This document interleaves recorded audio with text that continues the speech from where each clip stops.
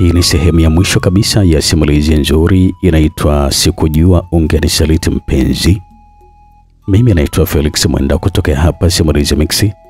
Nambari zetu ni 0677 062 012. Kama utakuwa unakumbuka vizuri, sehemu ya 3 tulipokuwa tumeishia, tulishia pale ambapo Bruno alikuwa anamsimulia Vanessa mkasa wake hadi kupelekea leo hii amekuwa ni mlemavu, na aliishia pale ambapo alikuwa amepata milioni 1 siku ya kesho yake, ambayo hii alikuwa anatakiwa kumpelekea Bryson ili kusudi wamalizane kabisa. Sasa Bruno alikuwa ameulizia nyumbani kwa Bryson na walikuwa wanaelekea, lakini sasa vijana wale ambao walikuwa wamempatia majibu kuhusu pale ambapo alikuwa anaishi bwana Bryson walikuwa wametupatia dokezo kwamba Bryson kumbe alikuwa ni mtu tapeli maarufu tu hapa mitaani Tanga. Karibu sana katika sehemu hii ya 4.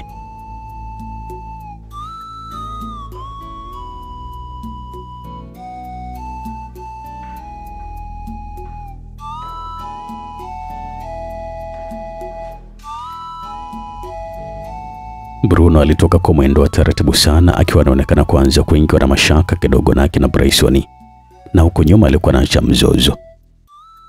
Washikaji wale jamaa atakuwa anakwenda kuulizwa yule kwa nini tusimsaidie. Dula aliwaambia vile wenzake, hivyo unamjua Bryson ama unamsikia? Atajuaje bwana kama tumemsaidia? Kama wewe ni mwema sana basi nenda kumsaidia, mimi simo kabisa bwana. Dula alitoka nje haraka na kisha akampigia mbinja Bruno ambaye huyo alisimama akiwa watu wachache kabisa kabla ya kulifikia geti lake na Bryson. Akamfinyia mkono kuashiria kwamba alikuwa anamuita, na Bruno akarudi ili kusudi kumfuata. Vipi tena? Bruno aliuliza vile. Bro, wewe una usafiri? Ndio ninao. Nakuomba sana sana, hebu tuondoke kwanza katika maeneo haya alafu nizungumze na wewe kuhusu huyo Bryson ambaye unafuata, sawa? Kwani vipi tena bro? Nisikilize mimi brother. Bruno hakubisha zaidi, aliongozana tu na huyu hadi kwenye gari. Waliingia na kurudi hadi mjini kabisa. Waliachana na dereva taxi wakaingia kwenye baa moja na kuagiza vinywaji. Wewe ni kama ndugu yangu kabisa kaka. Huyo Bryson ambaye unamfuata ni tapeli. Kwa vile unanivyema kabisa, nikakueleza mapema kabla hujafika jibari kwake ili kusudi kama ni mambo ya pesa wachane kabisa. Ni tapeli? Na tena sio tapeli tu, tapeli mkubwa. Mungu wangu. Kwani vipi kaka, kuna pesa yote ambayo ulimpatia? Ndiyo. Shingapi? Ni milioni kama 5, na hapa nilikuwa nampelekea nyingine milioni 1. Za nini sasa pesa zote kama hizo? Alinifumania tu na mke wake. Mungu wangu, Bryson hana mke kabisa. Yule mke mwenyewe ni nani? Ni Bruno alianza sasa kusimulia kisa kizima, jinsi alivyokutana na Tunu kwa mara ya kwanza kabisa, na jinsi alivyofumaniwa na Bryson akiwa na wenzake, na kusema kwamba huyo Tunu alikuwa ni mkewe. Yaani kaka, hapo umeibiwa mzee wangu. Kwanza kabisa jamaa hana mke. Na kama na mke kwa nini haishi naye? Maana pale ambapo nimekuonyesha ndio nyumbani kwake. Ama nayo pia ulifumaniwa pale nyumbani kwake. Na hata vile vile pale sio kwake kabisa, lakini huwa anakwenda tu mara nyingi. Huyo Tunu mwenyewe ambaye unamsemea hapa ni tapeli sugu pia. Yaani umeibiwa ndugu yangu, lakini bora hata milioni 1 imebaki. Sasa utanisaidia vipi ndugu yangu? Hapo cha kufanya sasa, wewe nenda polisi tu, chukua askari uende nao pale. Unaweza kumkamata, maana alikuwa pale pale. Sawa basi, naomba nisaidie kaka. Twende chumba geni huko. Sawa. Walitoka na kisha kuachana na kila kitu pale bamba hapo alikuwa amekaa. Walikuwa na zao katika kituo kikuu cha polisi cha chumba geni. Oye wazee, dili limebuma wazee.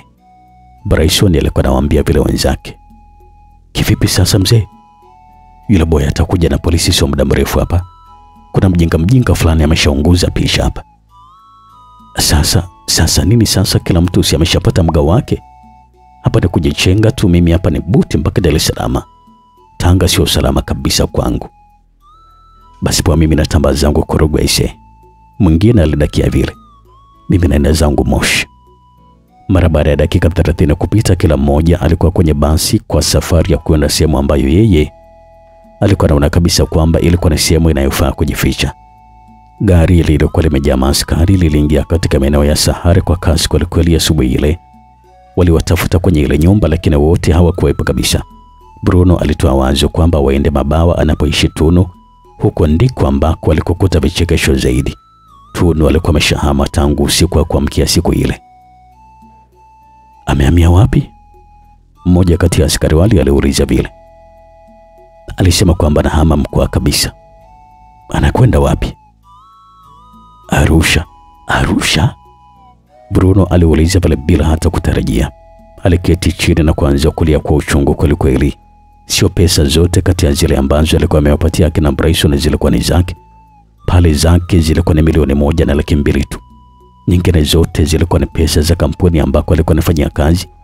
Tayari alikuwa ameshaona alikuwa amepata hasara kubwa kweli kweli, tena bila kuwa na sababu. Usilie, nyamaza, kulia kutaweza kukusaidia kitu kama utobuni mbinu za kuatia mikononi mwa dola kwanza. Maneno hayo hayakuwa ni tiba yote kwa Bruno. Na tena ndio alikuwa anazidi kuwaongezea simanzi katika moyo wake. Hapakuwa na msaada wote zaidi ya kutoka tu na maskari wale. Kwa hivyo aliachana nao tu yeye na dola, wakarudi kijiweni. Wakapata taarifa pale kijiweni kwamba Bryson alikuwa amekimbilia Dar es Salaam. Sehemu gani? Bruno alimuuliza pale kijana ambaye alikuwa amewapatia taarifa ile. Usinitaje lakini mzee, sawa? Usijali, itakuwa siri. Kwao ni Ilala Bungoni. Ni maarufu sana, kuna duka moja la spia za pikipiki linaitwa G8. Kwenye kituo cha daladala cha pale Ilala Bungoni ndio kijiweni kwake kabisa.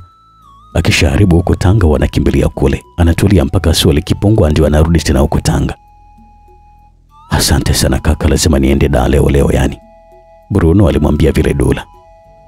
Dar es Salaam Ndio. Unadhani utampata kweli kirahisi? Mimi naamini hivyo kaka. Jioni ile ile sasa Bruno alipanda basi la Raha Leo na kwenda Dar es Salaam. Hakumwaga mtu yoyote zaidi ya dola tu. Wafanyakazi wenzake ambao walikuwa wametoka na Mwanza hakutaka kabisa kueleza juu ya kilichotokea. Alifika Dar es Salaam usiku wa saa 3 na dakika zake. Hakuwa ni mgeni kabisa wa jiji bwana Bruno. Kwa sasa aliamua kuchukua daladala za Kariakoo. Alishuka Magomeni Usalama, alitembea kwa mguu mpaka kwenye mtaa wa kwenda kwenye kituo cha Magomeni kanisani. Hazikupita dakika 3.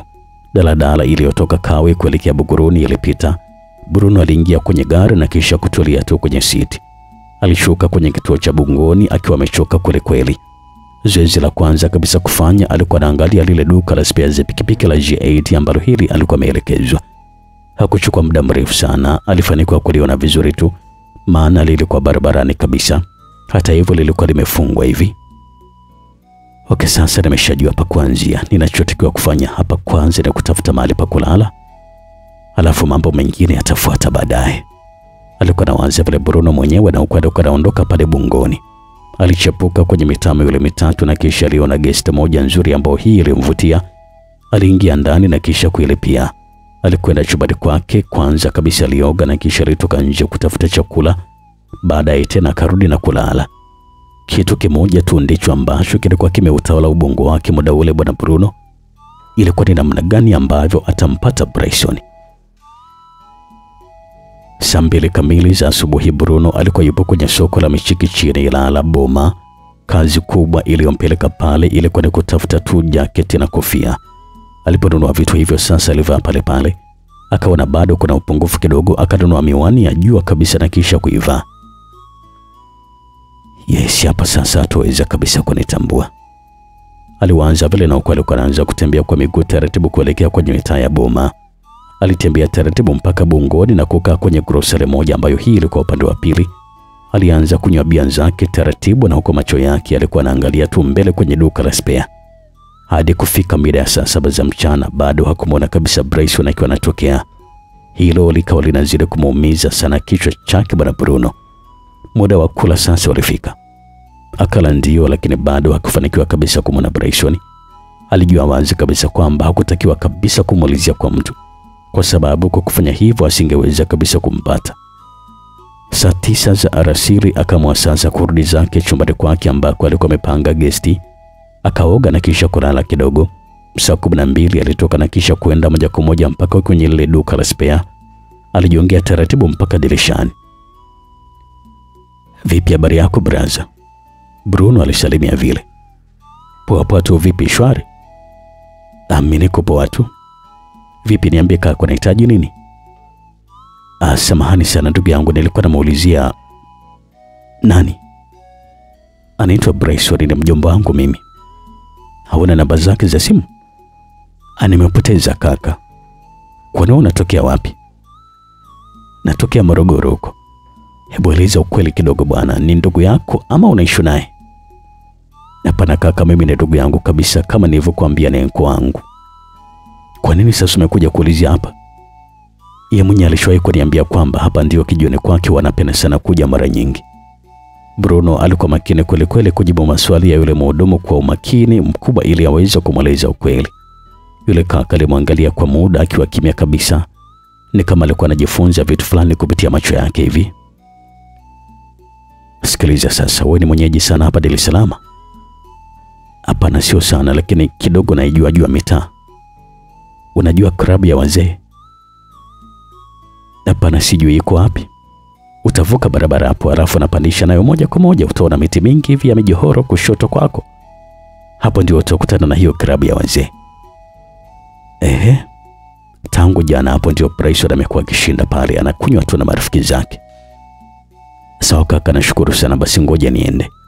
Bruno alizungumza pale na huko alikuwa anaondoka zake taratibu akiwa anafuata maelekezo ambayo alikuwa amepewa. Hakupotea Bruno. Muda mfupi tu mbele alikuwa anaingia kwenye hiyo baa ambayo alikuwa ameelekezwa. Akiwa ndio kwanza anataka kuingia ndani, mara kama mtu kama Bryson alikuwa anaingia kwenye taksi moja ambayo hii ilikuwa kwenye maegesho. Alipojaribu kumwangalia vizuri, alikutwa kwamba hakuwa anamfananisha, bali ni kwamba alikuwa ni Bryson mwenyewe.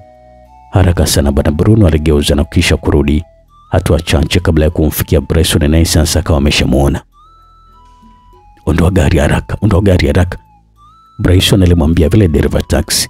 Bruno alianza kulikimbiza lile gari akiwa anapiga kelele za mwizi, lakini hakuna hata mmoja ambaye alikuwa anamsaidia kwa sababu alikuwa anaonekana kama alikuwa amechanganyikiwa hivi. Gari lile sasa lilipofika barabarani likanyosha kuingia kwenye barabara ya vumbi katikati ya mitaa. Bruno alikuwa anaendelea tu kulikimbilia akiwa naamini kabisa kwamba angeweza kufanikiwa kumpata. Alikuwa anavuka barabara, gari ambalo lilikuwa kwenye mwendokasi likamgonga na kuanguka chini. Mguu wake mmoja ulisagika kabisa pale pale. Alitoka na damu nyingi kweli kweli. Bruno alipoteza fahamu pale pale. Nilipokuja kuzinduka sasa ndipo nilipojikuta nipo katika wodi ya hospitali ya Amana. Madaktari walisema kwamba ilikuwa ni siku ya 3 tangu nilipopelekwa pale. Sikuwa na pesa yote, kadi zangu za benki wala simu, vyote nilikuwa nimeibiwa. Bruno alizidi kumsimulia vile Vanessa akiwa anajitahidi kweli kweli kufuta machozi kwenye macho yake. Usilie brother, basi jikaze. Nashindwa kabisa kujizuia, moyo wangu na makunyanzi kweli. Pole sana, na aliyekugongwa kukamatwa? Naambiwa kwamba alikimbia tu, wasamaria wema ndio wakanipeleka hospitali ya Amana. Ni kweli kabisa kwamba niko na machungu makubwa sana moyoni mwangu, na maamuzi niliyofikia ni kwamba lazima Bryson naye apate ulemavu, na tena nataka kutoa macho yake kabisa na sio kutoa mguu. Yani hata kama sio leo wala kesho, au hata kama sio kesho kutwa wala mtodogo, lakini nimejiapiza tu kwamba lazima na yeye awe na alama tu kama mimi. Na hapana, usifikirie kabisa kufanya hivyo Bruno. Nisame basi mimi badala yake yeye. Tuliza moyo wako tafadhali. Vanessa kusema ukweli alikuwa anamwonea huruma sana Bruno. Walitoka na kisha kwenda za hotelini. Walizungumza mambo mengi, lakini kubwa ni kwamba Vanessa alipanga kumsaidia Bruno. Mara baada ya kutoka India hospitali walishuka Dar es Salaam kwa furaha kweli kweli. Emmanuel ndiye ambaye alikuwa uwanja wa ndege kuwapokea. Hakuamini kabisa kumwona Uncle Bruno alikuwa anatembea mwenyewe. Ilikuwa ni furaha kubwa kweli kweli kumwona Bruno akiwa sawa kama hivi. Pole sana. Asante sana Uncle. Hongera sana jamani, siamini. Asante sana, usijali. Mara baada ya salamu za hapa na pale sasa waliingia kwenye gari na kwenda nyumbani. Kichwani bwana Bruno alikuwa na mawazo mengi kweli kweli. Alikuwa anashindwa kuelewa namna gani angetakiwa kumshukuru Vanessa kwa msaada wote kama huu ambao alikuwa amejitolea kwake. Hakuwa anajua kabisa Bruno. Miezi miwili baadaye sasa Vanessa alimfungulia Bruno duka la vipodozi maeneo ya Sinza. Alimwambia kwamba lilikuwa ni duka lake moja kwa moja na sio la kwake tena. na kwamba hakutakiwa kabisa kulipa kiasi chochote kile cha pesa, yani yeye ndio alikuwa ni mmiliki. Ni kweli kabisa Vanessa? Bruno aliuliza pale, na ukweli kwa haamini kabisa hiki ambacho alikuwa amesikia. Ni kweli kabisa Bruno, hili duka ni lako kabisa? Bruno alishindwa kabisa kujibu. Alibaki alikuwa anamwangalia tu kwa macho yaliyojaa mahaba mazito. Akamsogelea na kisha kumkumbatia na kisha alimbusu mdomoni mwake tu. Sasa nimeamini kabisa kwamba unanipenda Vanessa. Kwani mwanzo ulikuwa huamini Bruno? Nilikuwa naamini ndio, lakini sasa leo ndio umezidi kunifanya ni kuamini zaidi. Vanessa alisha kucheka tu. Naweza nikakuuliza kitu? Bruno aliuliza vile. Yauliza tu wala usijali. Hivi mapenzi yetu yataishia wapi ikiwa wewe bado uko na Emmanuel? Maana nikiwa nyumbani mimi naitwa anko, nikiwa nje ya nyumbani ndio naitwa mpenzi. Itakuwa hivi mpaka lini? Bruno aliuliza vile. Vanessa alipata kigugumizi kidogo kwa dakika kama 3 nzima. Alibaki kimya tu, na alikuwa hana jibu la moja kwa moja la kumjibu Bruno. Alikuwa ameulizwa swali gumu kweli ambalo hili lilikuwa linahitaji jibu ya kirefu kabisa. Ni kweli kabisa alikuwa na jibu, lakini sasa jibu lilikuwa ni gumu sana kulitamka moja kwa moja. Alibaki akiwa anamwangalia tu. Vanessa, nimekuuliza swali lakini. Ndio Bruno, najua. Sasa hili swala acha kwanza nitalishughulikia, wewe endelea tu na kazi kwanza. Sawa baby? Sawa, nimekuelewa. Bruno alijibu vile tu, lakini kiukweli alikuwa anaonekana kwamba alikuwa na wasiwasi kidogo katika moyo wake. Uko wapi? Alikuwa ni Emmanuel akiwa anazungumza mara baada ya kumpigia simu Vanessa. Nipo Kariakoo. Wapi sasa? Niko dukani. Lakini nilikuwa nataka kukupatia mwaliko mpenzi wangu. Mwaliko wa kazi gani tena? Nilikuwa nataka nitoke nawe kwa ajili ya chakula cha jioni. Mimi mwenyewe ama na unko? Ni peke yako, kwa sababu nahitaji kutumia muda huo pia kuzungumza nawe mambo muhimu kati yangu mimi na wewe. Sawa mpenzi, basi mimi nimepokea mwaliko wako. Nashukuru sana dia. Yalikuwa ni maajabu makubwa kweli kwa Emmanuel, mwanaume yule mkorofi wa siku nyingi, mwenye maneno mengi, vipigo na lawama kila siku. Eti leo amekuwa wa outing, zawadi, maneno ya mapenzi na kila kitu kizuri kwa ajili ya kuboresha mapenzi kwa Vanessa. Hakika jambo hili lilikuwa ni jambo la heri kweli. Vanessa kusema ukweli alishangazwa sana na Emmanuel wa siku hizi za karibuni. Alikuwa amebadilika kiasi kwa sababu alikuwa anajua kuheshimu hisia zake. Ilikuwa ni maajabu sana. Maajabu yaliyomwacha njia panda kabisa. Maana alikuwa na wawili, yani Bruno pamoja na Emmanuel. Nitajua tu ni kitu gani ambacho nitafanya, alijisemea vile mwenyewe tu Vanessa kwenye akili yake. Lakini sasa alikuwa anajiandaa kwa ajili ya chakula cha jioni pamoja na Emmanuel mpenzi wake. Kijani kibichi kizuri cha Antriams Hotel kilikuwa kinaonekana vizuri kabisa. Taa za rangi zilizokuwa zimezunguka mandhari ile zilikuwa zinazidi kuongeza muonekano wa kuvutia wa eneo hilo.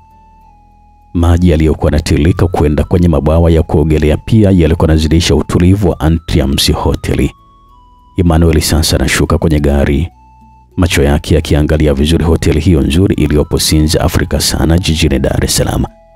Vanessa na sasa alikuwa anashuka, wanakutana na kushikana mikono. Kushoto kwao kulikuwa na meza, kulia vile pia kulikuwa na meza. Vanessa anamvutia kulia, lakini Ima anamvutia upande wa kushoto. Walikuwa navutana tu kimahaba, na mwisho wa siku Emmanuel anaibuka mshindi, maana alikuwa anavuta kwa kutumia nguvu zaidi. Umeshinda, Vanessa alizungumza vile, na huko alikuwa anafuata Emmanuel kwa nyuma. Waliketi kwenye viti vizuri vikubwa vilivyokuwa vimetengenezwa kwa mkeka halisi. Muda mfupi baadaye sasa alitokea mhudumu na kuwasikiliza. Waliweka oda ya chakula na kisha kuletewa vinywaji. Waliendelea tu kunywa. Hivi najua sababu ya kutoka usiku huu baby? Emmanuel akamuuliza vile mpenzi wake Vanessa. Vanessa alishtuka kweli kwa sababu swali hili lilikuwa ni swali tata. Kwake lilikuwa swali lilikuwa na maana mbili. Ni kwamba inawezekana alikuwa anamuuliza hivyo, lakini jibu ni kwamba alimtoa ili kusudi amuulize kuhusu uhusiano wake na Bruno. Hakuwa anajiamini kabisa Vanessa katika hilo. Hapana sweetie, mimi sijajua. Nimekutoa usiku huu wote kwa ajili ya kitu kimoja tu. Ni kuendelea tu kuboresha penzi letu, kwa sababu najua kwamba nimekuwa nikikutesa kwa muda mrefu sana. Ni wazi kabisa kwamba huenda kichwani mwako na waza kuachana na mimi. Lakini nataka nikuhakikishia kabisa kwamba sitakuumiza tena kuanzia leo.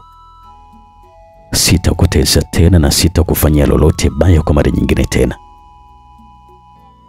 Ni kweli kabisa kwamba mimi sikuwa mwanaume mzuri kabisa kwako, lakini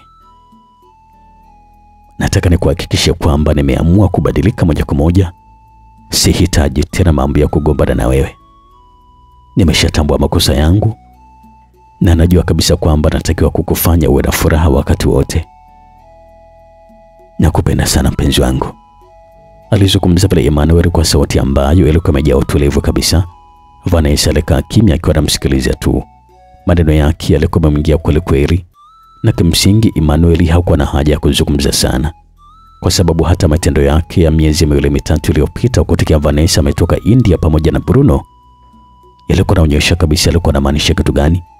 Emmanuel kusema ukweli alikuwa amebadilika kwa kila kitu. Alikuwa anafaa kabisa kuitwa mume. Tatizo ilikuwa ni Bruno. Mimi nimekuelewa kabisa mpenzi wangu, na nimefurahi sana kusikia kwamba unatamka kwa kinywa chako mwenyewe kwamba ulikuwa unanikosea. Lakini pia nimefurahishwa sana na jinsi ambavyo unavyoahidi kubadilika, na kuna kitu kimoja tu ambacho hujakijua. Tayari mimi nimekuona umebadilika kwa muda mrefu sana Emmanuel. Nilianza kuona mabadiliko yako muda mrefu. Nataka kusema kwamba yananifurahisha sana mpenzi wangu. Mimi nakushukuru sana kwa kila kitu mpenzi. Asante sana. Waliendelea tu kunywa na huku alikuwa anasubiria chakula. Emmanuel hakujua kabisa kwamba Bruno hakuwa ni anko kama ambavyo yeye alikuwa ametambulishwa, bali alikuwa ni mwanaume mwenzake waliokuwa wanaishi naye nyumba moja kabisa. Kilichokuwa mbele yake kwa wakati ule ilikuwa ni kuongeza mapenzi ya dhati kwa Vanessa ili kusudi azidi Kilichokuwa mbele yake ilikuwa ni kuongeza mapenzi ya dhati kwa Vanessa ili kusudi azidi kumpenda zaidi. Miezi mitatu baadaye, kichwa chake kilivurugika kabisa. Siku zilivyokuwa zinazidi kwenda mbele ndivyo ambavyo alivyokuwa anazidi kugundua kwamba kulikuwa na mambo mapya kabisa. Na leo hii alikuwa amegundua jambo jipya, eti kwamba kumbe alikuwa mpendi Vanessa. Mapenzi yake na Emmanuel yalikuwa yanamchanganya kweli kweli. Walikuwa naelewana kabisa, kwa hivyo nafasi yake kwa Vanessa alikuwa anazidi kumugua taratibu bwana Bruno. Lakini kama hiyo haitoshi, hata yeye ndani ya moyo wake pia alikuwa anaonekana kuanza kumkumbuka mke wake mpenzi aliyekuwa amemwacha Mwanza. Alikuwa anaanza kuimisi na kuikumbuka kweli kweli familia yake bwana Bruno. Natakiwa nafanye kitu hapa, akawaza vile Bruno kishoni mwake. Hakuwa na jambo jingine zaidi ya kufikiria kurudi nyumbani kwake Mwanza. Lakini sasa tatizo lilikuwa ni deni ambalo alikuwa anadaiwa na kampuni yake ambayo alikuwa anafanyia kazi. Na pesa za watu itakuwaje Mungu wangu? Alikuwa anawaza vile Bruno, na huko alikuwa hana majibu kabisa ya kujipatia. Nishajua cha kufanya hapa, akajijibu ghafla mwenyewe tu. Siku nzima Bruno alikuwa na mawazo mengi kweli kweli. Hakuweza hata kuwahudumia wateja wake vizuri. Akili yake yote ilikuwa ni juu ya mke wake huko Mwanza tu. Wazo alilokuwa amelipata usiku wa kuamkia siku hiyo aliamua sasa litumie. Alichukua simu yake na kisha kumpigia Vanessa. Alimwomba kukutana naye mahali mchana huo. Kuna kitu gani tena Bruno? Vanessa aliuliza vile. Ni muhimu sana Vanessa, naomba tukutane tafadhali sana. Hapo dukani vipi? Nitakuwa nimeshafunga muda huo. Hapa na mimi napitia hapo sasa hivi, sawa? Sawa. Nusu saa baadaye sasa Vanessa alikuwa ameshafika dukani. Alimkuta Bruno alikuwa na mawazo kweli kweli. Vanessa alishangaa kweli kweli kuona Bruno alikuwa kwenye hali kama hiyo. Vipi tena mwenzetu, mbona hivyo? Ni mawazo tu Vanessa. Mawazo juu ya nini? Mawazo juu ya watoto wangu. Nahitaji kwenda kuwasalimia, lakini sasa nashindwa kabisa. Kuna kitu nilikuwa nahitaji msaada wako. Sema tu, na kitu gani? Ni kwamba ili niweze kwenda Mwanza ni lazima nipeleke zile pesa za watu ambazo nilitapeliwa na mjomba wako Bryson. Tafadhali nilikuwa naomba unisaidie. Unahitaji shilingi ngapi Bruno? Nadaiwa milioni 4. lakini naamini hata nikiwapelekea milioni 3 na kuahidi iliyobaki nitawapelekea, basi watanielewa. Kwa hivyo nahitaji milioni 3, sio? Ndio. Sawa, usijali kabisa, mimi nitakupatia milioni 10 ulipe deni la watu, lakini pia uwe na balance ya kuweza kutatua matatizo madogo madogo huko nyumbani utakapoenda. Unajua hujaenda muda mrefu. Vanessa alizungumza kwa sauti tulivu kabisa. Bruno kusema kweli angechanganyikiwa. Alichanua tabasamu tu, na siku mbili Vanessa alimwingizia Bruno zile pesa zote kwenye akaunti yake ya benki. Ni kweli kabisa, Vanessa alikuwa ametia shilingi milioni 10 kwa Bruno. Kilichofuata mara baada ya hapo ilikuwa ni kutafuta kijana wa kumwachia dukani kwa siku ambazo yeye angekuwa safarini Mwanza. Zoezi ambalo lilifanikiwa vizuri kabisa mara baada ya muda mfupi tu. Bila kupoteza muda sasa, Bruno aliamua kusafiri. Siku hiyo alidamka alfajiri kabisa. Emmanuel pamoja na Vanessa wakamsindikiza mpaka katika kituo kikuu cha mabasi ya mkoani cha Ubungo. Safari njema anko, Emmanuel alimwambia vile Bruno, na alikuwa anamkumbatia. Nashukuru sana Emmanuel, nimefurahi sana kuwa na wewe siku zote kwa furaha bila kuwepo kwa migogoro yoyote ile. Najivunia sana kwa hilo. Hata mimi yangu, Mungu akutangulie katika safari yako. Asante sana, naamini Mungu atakuwa pamoja na mimi. Kwaheri jamani yangu, nitakumisi sana, alizungumza vile Vanessa kwa sauti ambayo ilijaa mahaba zaidi. Emmanuel hakukujua sababu ya sauti kutoka vile. Alikuwa naamini tu alikuwa na uchungu wa kuachana na mjomba wake kwa muda mrefu. Hivyo ndivyo alivyokuwa anajua bwana Emmanuel. Lakini ndani yake kulikuwa na ukweli mwingine kabisa ambao Ima hakuwa anaujua. Saa 11 za alfajiri, Bruno alikuwa ameshaketi kwenye siti yake ndani ya basi la Zuberi tayari kwa safari kuelekea Mwanza. Saa 12 kamili asubuhi basi liliweza kuondoka katika kituo cha mabasi cha Ubungo. Mara baada ya muda mrefu wa safari barabarani, hatimaye sasa basi la Zuberi lilitinga Mwanza saa 3:45 usiku. Ilikuwa ni mara baada ya mwendo wa saa kadhaa njiani. Bruno alishuka akiwa amechoka kweli kweli. Hakutaka kabisa kwenda nyumbani kwake usiku ule ule. Lengo lake ilikuwa ni kuzungumza na bosi wake kwanza, ikiwezekana afanye malipo kabisa kabla ya kwenda nyumbani kwake. Hilo liliweza kusababisha amue kwenda kulala hotelini. Asubuhi alipoamka aliingia bafuni kuoga. Alijiandaa vizuri kabisa na kwenda ofisini kwao. Alipofika mapokezi, kila mtu alikuwa anamshangaa kweli kweli Bruno. Wengi walijua pengine Bruno alikuwa ameamua kutoroka moja kwa moja mara baada ya kupata matatizo ambayo baadaye walikuja kuyasikia kutoka kwa msaidizi wake ambaye huyu alikuwa anasafiri naye mikoani. Habari za masiku Bruno. Happy ambaye huyu alikuwa na msichana wa mapokezi alimuuliza vile. Ni salama tu. Na mbona kama unachechemea kidogo? Ni habari ndefu sana Happy, kwa sasa nahitaji kuonana tu na meneja kwanza. Sawa, kuna mtu ofisini kwake, wewe nenda tu. Nashukuru. Mara baada Bruno kuingia kwenye ofisi ya meneja naye sasa alionyesha kushangaa kweli kweli kukutana na bwana Bruno.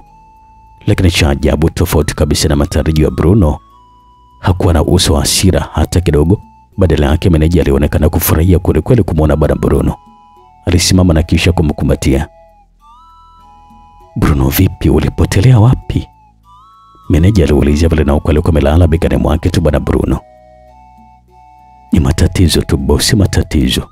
Tunajua vizuri, hebu keti hapo kwanza. Bruno alikaa kwenye kiti. Walianza kuzungumza mazungumzo mengine ya kawaida kwa muda mrefu kweli kweli, lakini sasa baadaye walifika muda ambao Bruno alikuwa anatakiwa kueleza kilichomsibu.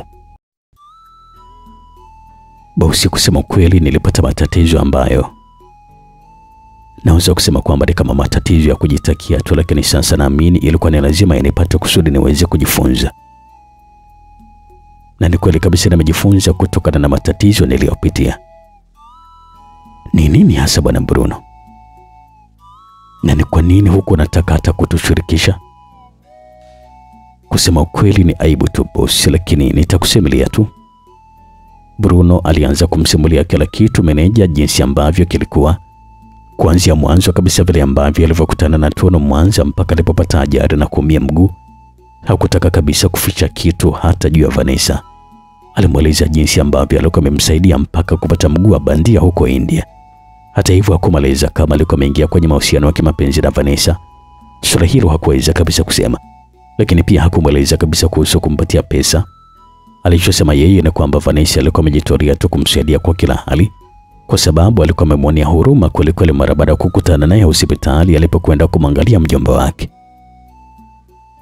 Kwa sasa meneja alikuwa nimeogopa kabisa kuja huku bila pesa.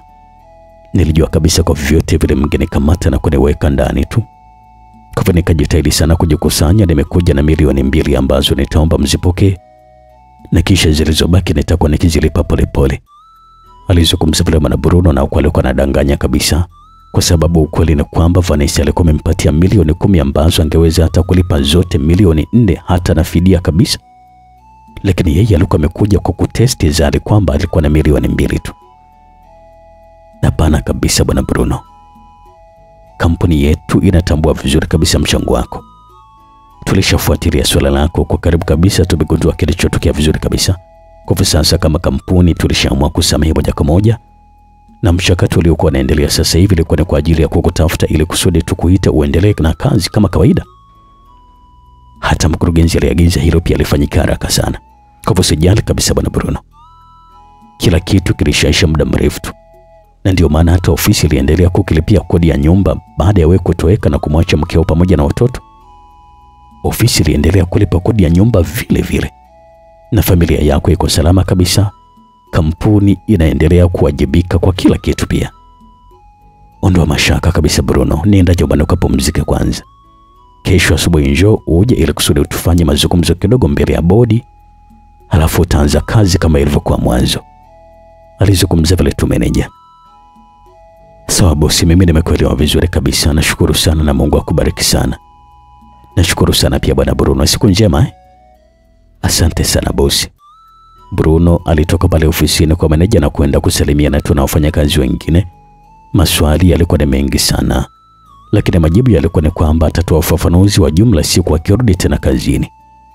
Alipofika barabarani aliingia kwenye taksi ambayo hii ilikuwa imeegeshwa kituoni. Wapi bosi? Nyakato mzee wangu. Buku 5 tu bro. Haina shida, twende. Dereva aliendesha gari kumwaisha mteja wake sehemu ambayo alikuwa ameelekezwa. Mara baada ya muda sasa gari ilikuwa imeegeshwa nje ya geti jeusi. Ilikuwa ni nyumba ambayo Bruno alikuwa anaishi humo. Alishuka na kutoa noti moja ya shilingi 5,000 na kumkabidhi. Nashukuru sana kaka. Usijali. Naweza kukupatia nambari yangu ya simu kama utahitaji tena siku nyingine unipigie. Oh, bila shaka. Dereva taksi alitoa kadi yake ya mawasiliano na kisha kumpatia Bruno. Nashukuru sana kaka, nikikuhitaji basi nitakupigia. Ukipiga wewe sema tu ni yule ambaye nilikuleta Nyakato, sawa? Ndio nitakumbuka vizuri kwa urahisi zaidi. Sawa, usijali kabisa ndugu yangu. Bruno alisukuma geti na kisha kuingia ndani. Akina mama waliokuwa wanafanya shughuli zao ndogo pale nje walishangaa kweli kumuona tena Bruno. Na tena alikuwa anachechemea. Walikuwa na maswali mengi sana ambayo hayakuwa na majibu ya moja kwa moja. Bruno aliwasalimia kwa wakati mmoja na kisha akajiongea hadi katika mlango wake. Ulikuwa na vyumba 3. Mlango ulikuwa wazi tu. Kwa hivyo hakutaka kugonga. Alikuwa anataka kumfanyia surprise tu mke wake. Alipofunua pazia na kuingia ndani, macho yake yaligongana na wanawe wawili, Julius pamoja na Irene. Lakini shajabu ni kwamba mke wake alikuwa amekaa kwenye sofa kubwa akimnyonyesha mtoto mdogo ambaye huyu alikuwa anaonekana kwamba alikuwa ni mtoto mdogo sana. Ametoka wapi wakati alimwacha mke wake na watoto wawili? Macho yalimtoka kweli Bruno akiwa haelewi kabisa kitu gani ambacho kilikuwa kinaendelea. Monica. Bruno alimuita vile mke wake kwa sauti ambayo ilikuwa imejaa kitetemeshi. Alihisi mwili wake ulikuwa umeanza kupungua nguvu. Alijikongoja mpaka kwenye sofa dogo na kisha kujiangusha hapo. Kusema ukweli ulikuwa ni mshtuko mkubwa kweli. Muda ambao kutoka ametoka hapa nyumbani mpaka leo ilikuwa ni miezi 11. Halafu anakuja kumkuta mke wake akiwa na mtoto. Ilikuwa ni maajabu. Kitu ambacho kilikuwa kimeingia akilini mwake Bruno ni kwamba Monica alikuwa amemsaliti. Monica, mke wa Bruno, alimwangalia tu mumewe kwa jicho la huruma. Aliweza kukutoa haraka kitu ambacho kilikuwa kimetokea. Alijua kabisa kwamba mumewe alipatwa na mshtuko mara baada ya kumkuta alikuwa na mtoto na tena alikuwa anamnyonyesha. Kuonyesha kabisa kwamba mtoto huyu sio kwamba labda amemchukua kwa jirani, ni wake kabisa. Baba Irene, ni vipi, mbona hivyo? Monica alimuuliza vile. Umeshindwa kabisa kuwa mwaminifu mke wangu? Bruno alifoka vile. Uaminifu? Ndiyo, uaminifu. Unamaanisha nini baba Irene? Mbona maneno yako yananichanganya? Halafu ndio kwanza tumeingia, sijajua mwenzangu alikuwa wapi na walipatwa na matatizo gani. Kwani kuna kitu gani? Huyu mtoto ni wa nani? Ni mtoto wetu, Monica alijibu vile kwa kujiamini kweli kweli. Mtoto wetu? Wako wewe na nani? Wangu mimi na wewe, mume wangu. Naona sasa unanichezea akili yangu wewe Monica, sido manake. Wakati naondoka mara ya mwisho ulikuwa na mimba wewe? Bruno alianza kufoka kwa sauti ya juu kidogo. Mume wangu, haya mambo sio ya kuzungumza kwa sauti kwa wapatia faida majirani. Hatupaswi kabisa kuwafaidisha watu na mambo yetu kama hivi. Wewe twende chumbani kusudi tukazungumze basi. Monica alizungumza vile kwa sauti ya chini. Ni kweli kabisa waliongozana kwa pamoja mpaka chumbani wakiwaacha watoto wao Julius pamoja na Irene sebuleni. Bado Bruno alikuwa amekasirika kweli kweli na hakutaka kabisa kuelewa kitu chochote kile. Kwa kauli ya taratibu, Monica sasa alifanikiwa kutuliza jaziba ya mumewe na kumfanya kubali sasa kumsikiliza. Sikiliza basi na kueleza mume wangu. Wakati unaondoka mara ya mwisho sikujua kabisa kama nilikuwa na ujauzito. Lakini baadaye nilikuja kugundua hilo mara baada ya kuona tofauti katika mwili wangu. Ni kweli kabisa kwamba huyu ni mwanao na tena amejifungua kwa shida sana mume wangu. Nimefanyiwa operation. Kama una wasiwasi basi naweza kuongozana na wewe tukafanya kipimo cha DNA ambacho naamini kitaondoa ubishi wote. Pamoja na kuacha katika hali kama ile, lakini kampuni yenu ndio iliyonisaidia kwa kila kitu kwa wakati wote uliokuwa wewe haupo. Hakuna ambaye alikuwa na maelezo ambayo yamenyoka mara baada ya kuondoka. Kila mtu alikuwa ajui. Mara nasikia kwamba umetoroka na pesa za mauzo, mara sijui nini, yani sielewe kabisa mume wangu, kwani ni kitu gani hasa kile kupata? Monica alieleza vile na kisha kamaliza na swali. Macho yake yalikuwa yamefunikwa na machozi tu. Maelezo yake yalimfanya Bruno atulize jaziba na kumsikiliza kwa makini mke wake. Mke wake ni kweli kabisa hakuwa na tabia za usaliti tangu alipomchukua nyumbani kwao Maswa huko miaka 7 iliyopita mara baada ya kupata ujauzito wake wa kwanza. Na kwa bahati nzuri sasa hakuna ambaye alimweleza ukweli uliotokea kwa Bruno alipokuwa Tanga. Hakuna aliyemweleza kwamba eti Bruno alikuwa amekimbilia Dar es Salaam mara baada ya kugundua kwamba alikuwa amefumaniwa na fumanizi fake.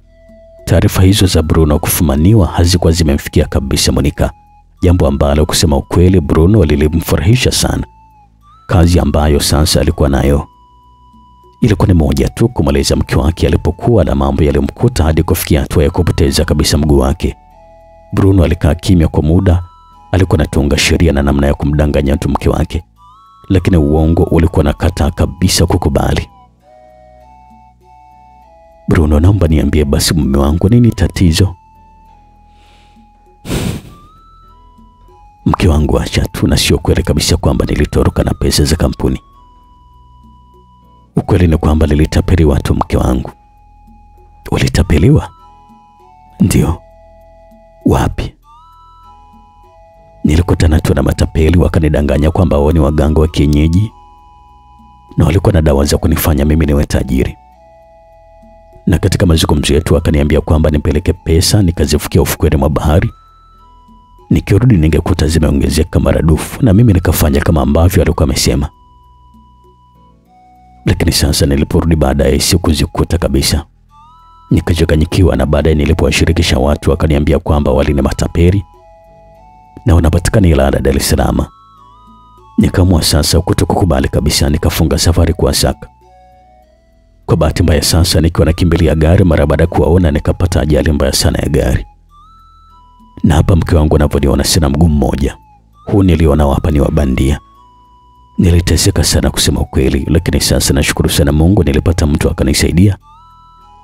Niliishi kwake kwa muda mrefu sana, na sasa ndiye alinipeleka India kuwekewa mguu huu wa bandia. Bruno alitoa maelezo ya uongo kama vile tukio zima lilikuwa la uongo kabisa, ingawa maeneo yote alikuwa anayataja sawa sawa. Monica kusema ukweli alihuzunika sana. Alishindwa kabisa hata kuzuia machozi yake machoni. Alikuwa naamini kila kitu na kumwonea huruma sana mumewe. Pole sana mume wangu. lakini maadamu uko mzima ni jambo la kumshukuru tu Mungu. Asante sana. Na huyo mtu sasa ni nani? Anaitwa Emmanuel, ni Msamaria mwema tu. Alikuja kumwangalia ndugu yake pale wodini wa hospitali ambapo mimi nilikuwa nimelazwa. Basi aliponiona akanionea huruma na kunifuata. Na mara baada ya kumsimulia kisa changu kizima na kwamba mimi sikuwa na ndugu yoyote Dar es Salaam, ndio akaamua kunisaidia. Ana roho nzuri sana yule mtu. Kwa hivyo amenifungulia mpaka duka la vipodozi huko Dar es Salaam ambalo nimemwacha mtoto anaendesha kwa kipindi hichi ambacho mimi nimekuja huku nyumbani. Kwa sasa unamaanisha kwamba utarudi tena Dar es Salaam? Natamani sana iwe hivyo ndio, lakini sasa nimezungumza na meneja kule kwenye kampuni ambayo nilikuwa nafanyia kazi. Na anasema kwamba bado wananihitaji pale kazini. Hata sijui sasa wewe mke wangu ananishauri vipi? Kwani huko dukani Dar es Salaam lazima uwepo mwenyewe? Asidhani. Unajua kwamba ajira yako kwenye ile kampuni ni nzuri sana kwa sababu najali sana wafanyakazi wake. Kampuni ile ni nzuri sana na ndio maana hata wewe ulivyoondoka wenye hawajaacha kabisa kunisaidia. Mimi nilikuwa nakushauri kule mwache huyo kijana tu aendelee. Lakini utakuwa na kwenda na kukagua tu mara moja. Alafu wewe endelea na kazi pale Sangara. Kweli mke wangu? Yaani kweli kabisa. Sawa basi nitafanya kazi ushauri wako. Tofauti zote zikawa zimeisha hapa, ingawa Bruno hakueleza ukweli halisi wa kilichotokea huko Dar es Salaam. Tayari Bruno alikuwa ameshamkubali yule mtoto, hakuwa na jinsi kwa sababu hata sura yake ilikuwa inafanana kabisa na yeye. Anaitwa nani? Kwa sasa hivi nilimpatia tu jina la Debora, lakini unaweza kuwa na uchaguzi wa jina ambalo utakalo na wewe linafaa zaidi tukampatia. Kweli Ndio. Basi naomba huyo mtoto aitwe Vanessa. Vanessa? Ya. Kwa nini umechagua jina kama hilo? Nina maana yangu kusema hivyo. Lakini hautaweza kujua leo wala kesho hiyo maana. Siku ikifika tu ndio nitakwambia. Lakini umeniacha njia panda hapo mume wangu. Najua ndio. Lakini hiyo ndio nia yangu pia kukuacha njia panda kwa sasa hivi. Na muda ukifika utajua ni kwa nini nimechagua jina hilo. Sawa bwana. Monica kamlaza mtoto kitandani na kisha alisimama na kumonyesha Bruno ishara kwamba simame. Bruno alisimama. Walisogeleana na kisha walikubatiana vizuri tu. Nakupenda sana mume wangu. Nakupenda pia mama Vanessa. Monica alicheka sana mara baada ya Bruno kumuita kwa jina la mama Vanessa. Asubuhi ya siku iliyofuata sasa Bruno aliamka asubuhi na mapema kabisa na kuwahi kazini kama ambavyo alikuwa ameagizwa na meneja wake siku ya jana. Akiwa ndio kwanza anaingia katika geti la ofisini kwao, simu yake ilianza kuita na jina ambalo alikuwa amekutana nalo lilikuwa ni Vanessa. Ninalo swali moja tu kwako Bruno. Vanessa alizungumza vile mara baada ya Bruno kupokea simu ile. Vanessa, kweli hata salamu jamani? Najua uko mzima na ndio maana nimeona nikuulize kama naweza kukuuliza kitu. Niulize tu. Utajisikia vipi nikukwambia kwamba tusitishe mapenzi yetu ya kudanganyana? Neno moja liliweza kupenyeza kwenye ngoma za masiku ya Bruno. Alikuwa haamini kabisa kama inayotokea kinywani mwa Vanessa ni kweli alikuwa anamaanisha. Bruno hakuwa na jibu. Alihema kwa kasi bila hata kujiuliza. Ilikuwa ni mihemo ambayo ilikuwa nasikika vyema kabisa kwenye simu ya Vanessa. Kimya cha dakika nzima kilipita na huko kitu pekee ambacho kilichokuwa kinasikika kwenye simu ile ilikuwa ni mihemo tu ya watu hao wawili ambao bado walikuwa wanazungumza kwenye simu. Bruno. Na Vanessa na kusikiliza. Ni wewe ndiye ambaye unatakiwa kuzungumza sasa. Nimejaribu sana kukueleza kwa uwazi kabisa juu haya mapenzi yetu ya uongo, kwa nini tusiachane tu? Vanessa alizidi kusisitiza vile. Ni kwa nini sasa umeamua maamuzi kama hayo? Hakuna nia mbaya Bruno. Unajua mimi nilipokutana na wewe niliamua kukusaidia kama kaka yangu tu. Lakini sasa vile ambavyo nilivyokuwa nazidi kuwa karibu na wewe nikawa nawaza zaidi ya hapo. Nikawa sasa natamani wewe hata mpenzi wangu, lakini hilo halikumaanisha kwamba eti sikuwa na mpenzi. Mpenzi nilikuwa naye na unamfahamu vizuri kabisa Emmanuel. Lakini nilikuwa nahitaji kuwa na wewe pia.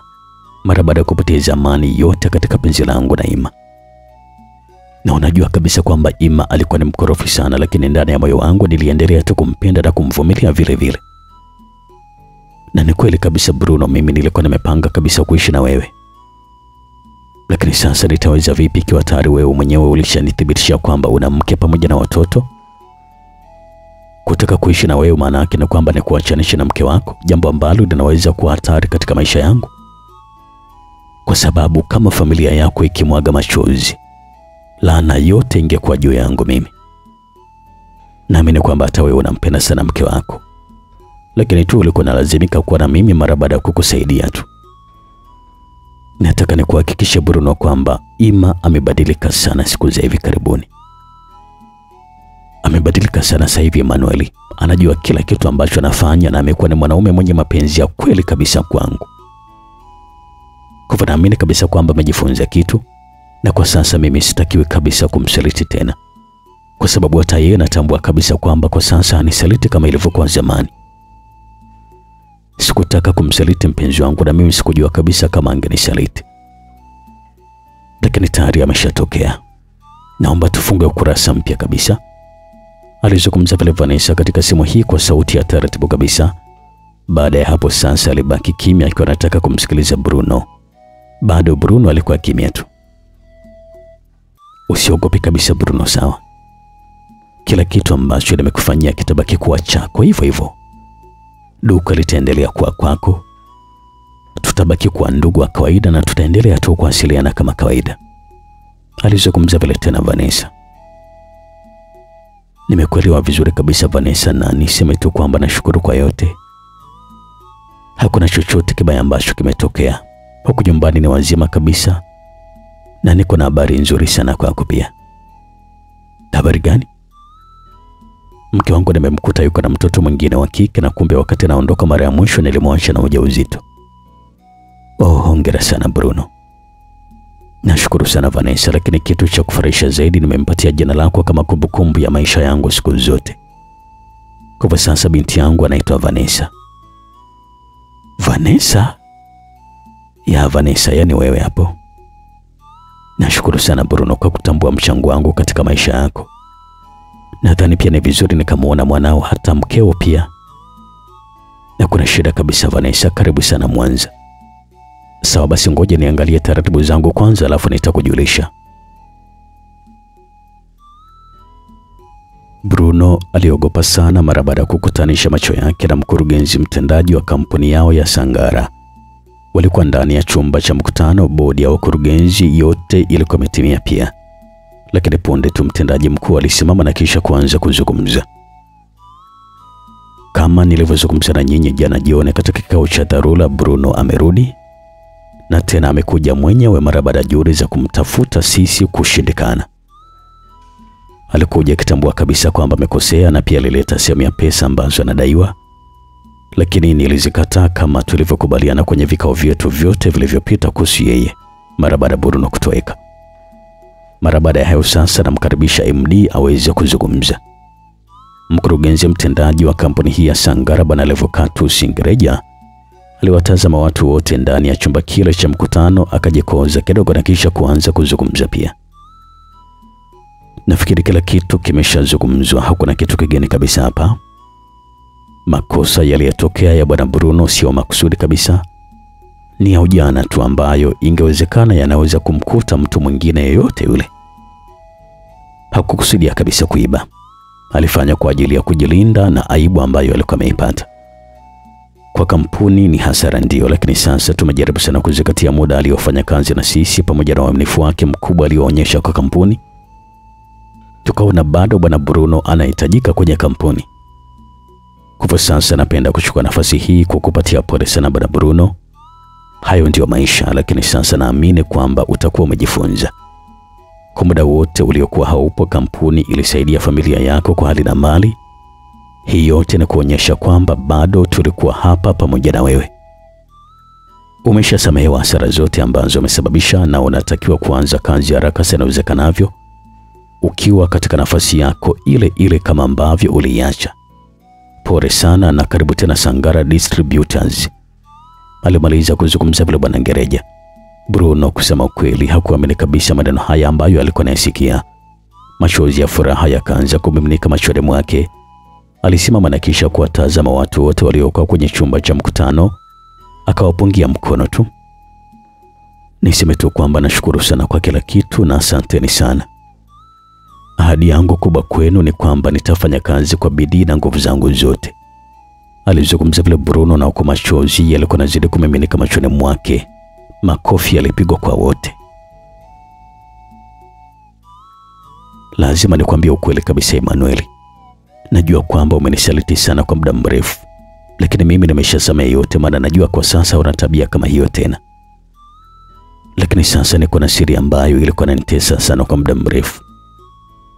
Sihitaji kuendelea kuwa mtumwa kwa kukaa na siri hiyo katika siku zote hizo.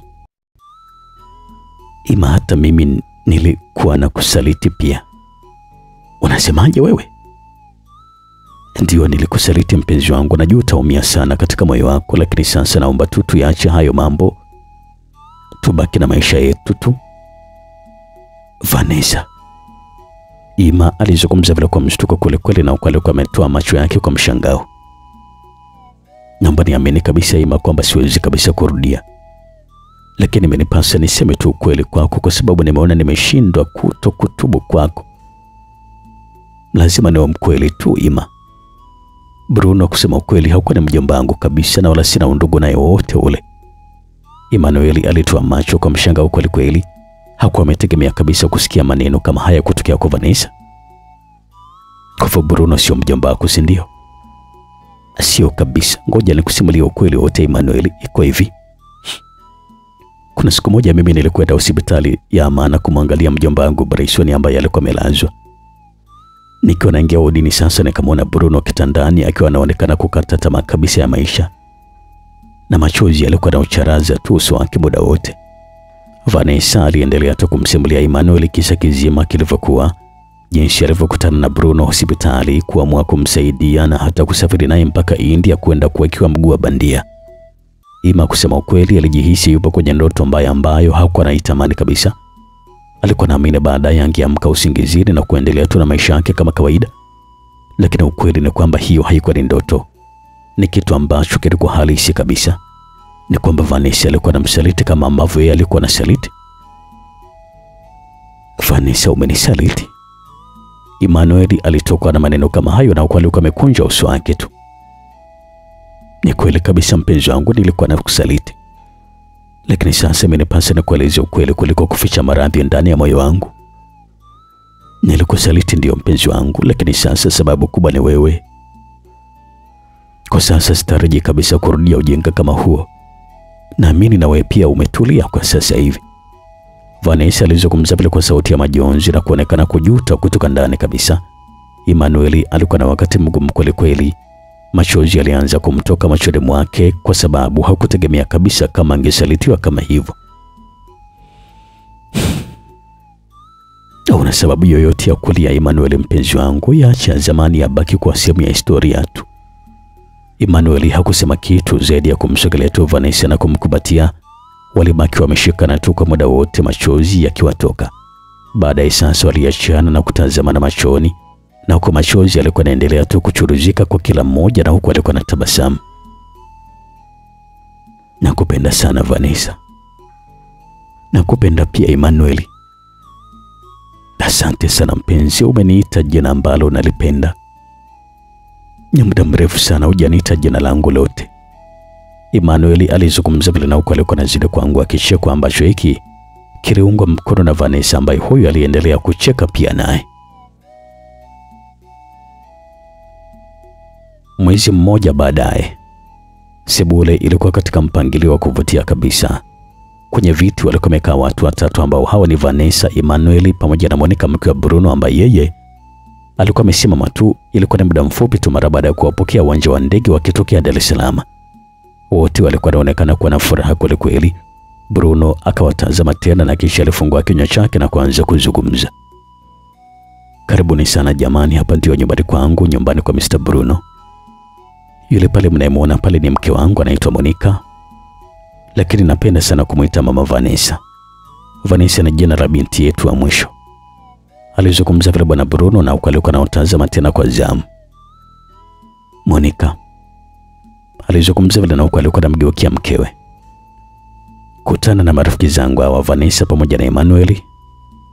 Hawa ni wapenzi, wanaishi Dar es Salaam, na ndio walionisaidia kwa kipindi chote ambacho nilikuwa na matatizo Dar es Salaam, alizungumza vile Bruno, akiwa anaonekana kuwa na ukakasi hivi. Mara Vanessa akamkatiza pale pale. Asa, samahani kwa kukukatiza Bruno, nataka nizungumze ukweli kabisa. Kwanza Bruno, unatakiwa kufahamu kwamba Emmanuel anajua kila kitu ambacho kilikuwa kinaendelea kati yangu mimi na wewe. What? Bruno alizungumza vile, na ukweli alikuwa anatoa macho. Usiwe na wasiwasi kabisa Bruno, yale yalishapita. Kikubwa ni kwamba alishasamehe yote, kwa sababu mimi ndio nilimweleza ukweli wote. Sisi sasa ni ndugu, na hatutakiwi kabisa kuwa na wasiwasi wote katika moyo wako. Emmanuel ni mwelewa sana na ameelewa kila kitu, ni kutoa wasiwasi tu.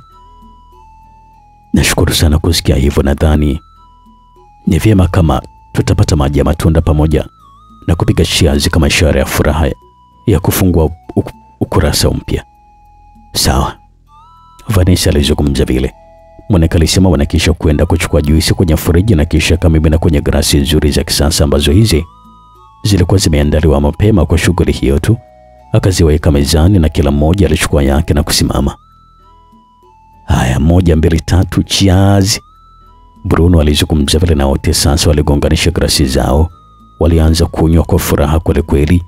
Wote walikuwa na tabasamu, lakini Monica peke yake alionekana kuwa na mawazo kidogo. Alikuwa anamuonyesha ishara Bruno kwamba alikuwa anahitaji kuzungumza naye pembeni. Bruno akamfuata pale pembeni. Kuna kitu gani kinaendelea baba Vanessa? Mbona mimi nakuwa kama sielewi? Kivipi? Kwani huko Dar es Salaam kule kuna kitu gani kati yako na Vanessa? Mbona sasa kama kuna siri ambayo unanificha? Ni kweli kabisa mke wangu, najua hatuwezi kubadili kilichotokea. Kwanza samahani kabisa kwa kukudanganya mwanzo, ni msaada wangu mkubwa alikuwa ni Vanessa na sio Emmanuel kama ambavyo nilikwambia. Lakini sasa kwa bahati mbaya alikuwa ananitaka kimapenzi, na kwa sababu nilikuwa na shida, nilikuwa naishi naye tu, nikajikuta nimetoka naye, lakini nafsi yangu haikuwa tayari kabisa kwa hilo kabisa. Kwa hivyo kama bahati mbaya tu mpenzi wangu, ilikuwa ni mara moja tu. Kama unavyoona ameamua kukiri kwa mpenzi wake mwenyewe, maana alimdanganya kwamba mimi ni mjomba wake. Lakini naomba sana tuache haya mambo kama yalivyo, sawa, yalishapita. Alizungumza pale Bruno akionekana kutulia sana wakati akiwa anazungumza. Monica alitulia kwa muda mrefu sana akiwa anafikiria, lakini baadaye akamsogelea Bruno na kulala kifuani mwake. Maneno mazito yakamtoka kinywani mwake. Monica, niahidi kama utanisaliti tena Bruno, nakupenda sana, mimi sitaki kuchangia penzi la mwingine tena. Na kuahidi kabisa mpenzi wangu, kutoka moyoni kabisa. Unajua nililia sana kutokana na matatizo niliyopata. Najua hata wewe ulilia pia. Bila shaka wote tulidondosha matone ya machozi ya damu. Lakini sasa machozi yote yamekauka mpenzi wangu. Ni kweli kabisa mpenzi, lakini sasa uniahidi kubadilika? Monica aliuliza vile. Na kuahidi kwamba nitabadilika. Kweli Niamini kabisa mpenzi wangu. Monica aliachia tabasamu pana na kisha alichukua kitambaa na kujifuta machozi machoni mwake. Walishikana mikono kwenda sebuleni kuungana na kina Vanessa pamoja na Ima. Walichokuwa najua wao kwa sasa ni kwamba wote wamekuwa ni kama ndugu. Bruno aliendelea tu na kazi kwenye kampuni yake ya Sangara, na kazi yake ilikuwa ni ile ile tu, afisa masoko, kusafirisha samaki katika mikoa mbalimbali. Siku moja sasa akiwa Tanga kama kawaida, alipata habari kwamba Bryson pamoja na Tunu walikuwa wameuawa na wananchi wenye hasira kali. Sababu ni ile ile tu kwamba wananchi walikuwa wamechoshwa na utapeli wa watu wale. Habari hiyo japo ilikuwa sio nzuri kwa binadamu yoyote kuisikia, lakini kwake bwana Bruno ilikuwa ni habari njema tu, kwa sababu alikuwa anakumbuka machungu ambayo Bryson alikuwa amemsababishia. Mpaka leo ni mlemavu wa mguu mmoja na pesa zote ambazo alikuwa amemtapeli. Kwa hivyo alifurahia tu hayo yote ambayo alikuwa amemkuta Bryson pamoja na Tunu. Maisha yalikuwa yanaendelea vizuri kabisa. Mawasiliano kati ya Vanessa pamoja na familia ya Bruno yalikuwa yanaendelea kama kawaida. Hakuna chochote ambacho kilikuwa tofauti, na maisha ya furaha yarejea tena kwa Bruno. Na huo ndio mwisho wa simulizi yetu nzuri inaitwa Sikujua Ungenisaliti Mpenzi. Mimi naitwa Felix Mwenda. Unaweza kunipata kwa simu yangu ya 0766 47 48 57.